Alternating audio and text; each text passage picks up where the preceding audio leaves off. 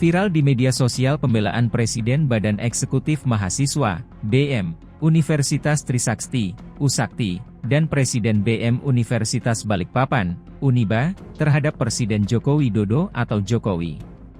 Sebelumnya, Presiden Jokowi menjadi sasaran kritik politik oleh BM Universitas Gadjah Mada, UGM, dengan memberikan gelar alumnus paling memalukan kepada Presiden Jokowi.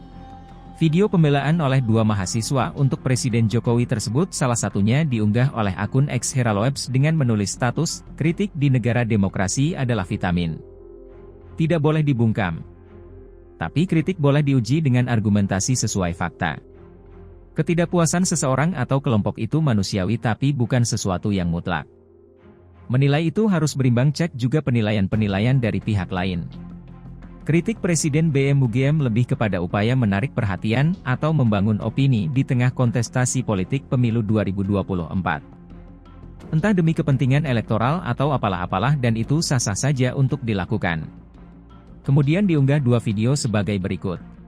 Kalau BMKM UGM merasa beliau alumni yang gagal, saya sebagai mahasiswa dan juga alumni Trisakti justru malah merasakan dampak konkret dari pemerintahan Pak Jokowi. Ya, sah-sah saja sebagai negara demokrasi, adanya aspirasi, ada yang kritikan, itu diperbolehkan kok. Karena ini adalah bentuk pelibatan publik di negara demokrasi. Tapi saya, selaku Presiden Mahasiswa Trisakti tahun 2019, justru malah merasakan apa yang dilakukan Pak Jokowi ini dampaknya terasa langsung kok di diri kita. Pak Jokowi kita tahu dengan pemerintahannya membangun infrastruktur, tidak hanya di Jawa tapi senasional. Ini sangat ngebantu sekali, artinya beliau sangat komprehensif dan dampaknya terasa langsung. Pak Jokowi yang terkenal sebagai bapak hilirisasi, baik makro ataupun mikro, ini dampaknya terasa langsung kok kepada kami selaku pelaku usaha. Khusus saya sebagai pelaku usaha di mikro nih. Bagaimana kemudahan akses perizinan membuat NIB sangat mudah sekarang, akses permodalan ini sangat terbuka, sangat luas. Bahkan kampanye beliau menggunakan produk lokal buatan Indonesia yang digaungkan begitu masif. Bahkan kita juga tahu beliau sangat melek terhadap ekonomi kreatif dengan adanya Badan Ekonomi Kreatif yang ini adalah pro terhadap anak-anak muda yang ingin berdikari secara ekonomi. Dalam pemerintahan Pak Jokowi itu juga sangat merasa bagaimana diplomasi dalam menjaga perdamaian dunia dan juga stabilitas ekonomi dunia itu dirasakan. Aktif dalam PBB dan aktif dalam bergaul di dunia seperti G20 waktu di Bali. Ini bukti nyata bahwa Pak Jokowi dan pemerintahan itu komitmen dalam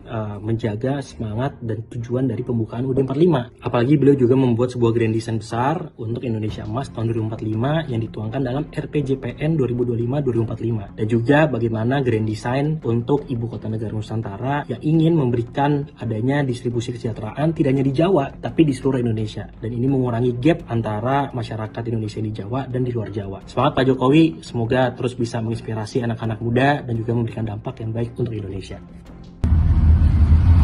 Baik, bismillahirrahmanirrahim. Assalamualaikum warahmatullahi wabarakatuh. Perkenalkan saya Agung Sahrir, selaku Presiden Mahasiswa Universitas Balikpapan periode 2022-2023. Bahwa kita hari ini melihat statement dari Presiden Mahasiswa BMKM UGM bahwa menyatakan Presiden Jokowi adalah alumni UGM yang sangat memalukan.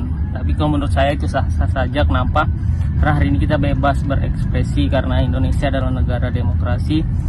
Semua berhak menyampaikan pendapatnya. Tapi di sini saya berpendapat bahwa Bapak Joko Widodo hari ini sudah bekerja sangat baik karena kita harus melihat sisi itu dari dua sisi. Yang pertama ada sisi negatif dan positif. Hari ini memang kalau teman-teman memandang dari sisi negatifnya apa yang disampaikan yang mungkin itu boleh-boleh saja, tapi hari ini kita lihat dari sisi positif Pak Jokowi sudah sangat luar biasa, sangat terasa dampaknya.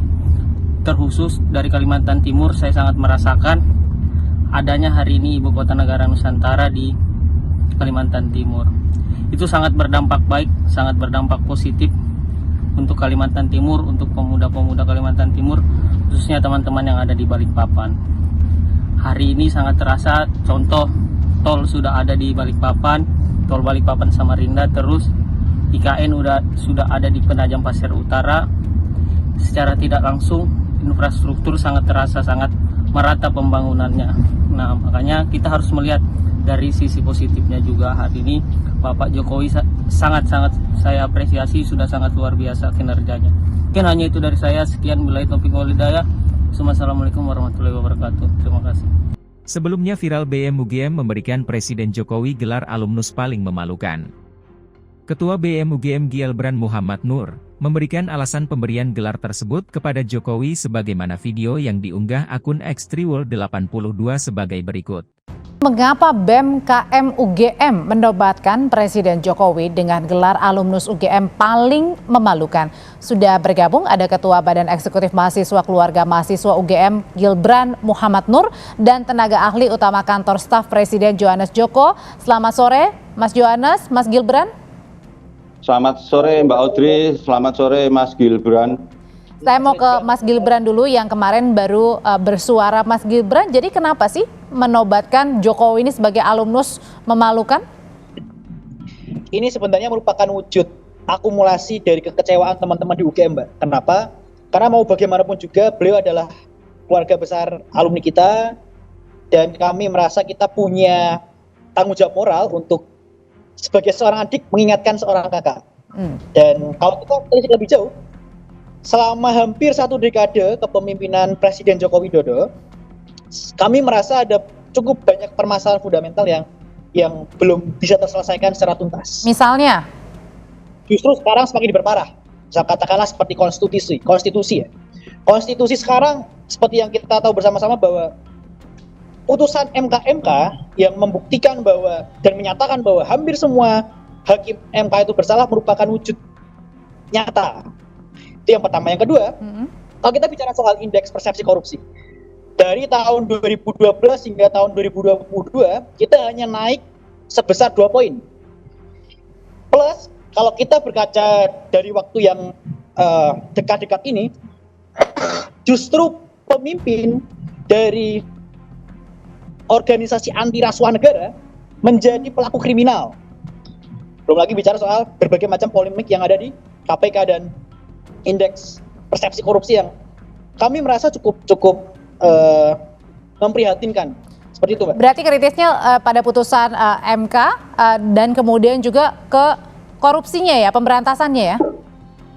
Serta demokrasi yang seperti katakanlah kemarin ada bukti nyata yang kita hadirkan langsung ke dalam UGM, memandu diskusi, Mbak Fathia dan Mas Haris yang hadir, yang menjadi korban. Kami merasa itu wujud kriminalisasi dari kebebasan berpendapat. Halo, selamat berjumpa dengan saya Anika, pembaca berita podcastnews.id. Saksikan terus konten-konten menarik dari kami. Jangan lupa subscribe, like, dan komen. Terima kasih.